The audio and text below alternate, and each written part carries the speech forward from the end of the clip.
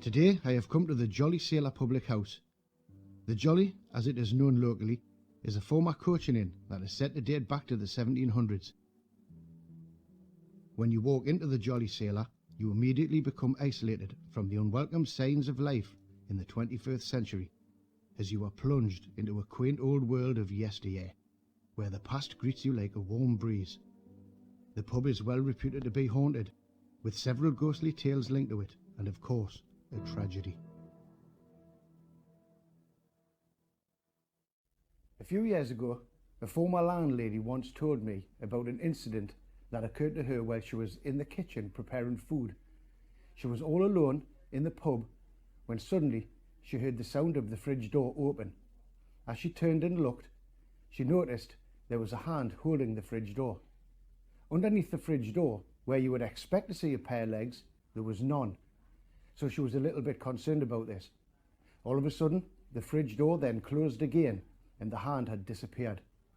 Having a look around to see if there was anyone else in the pub, she found there was nobody there. It appears that there is also a playful ghost here in this pub.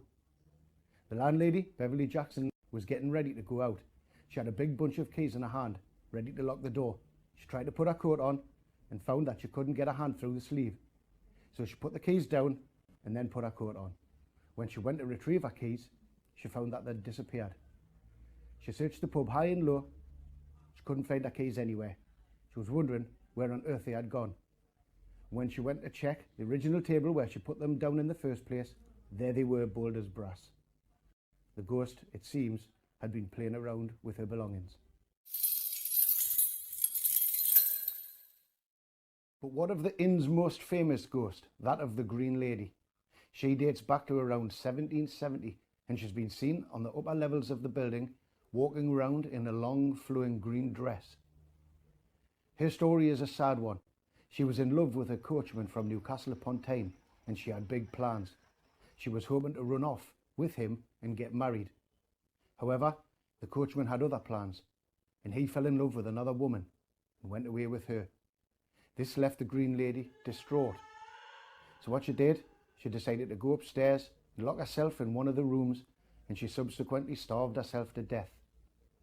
Her ghost has been seen on many occasions here at this pub, looking out of the windows and gliding from room to room in a state of anguish.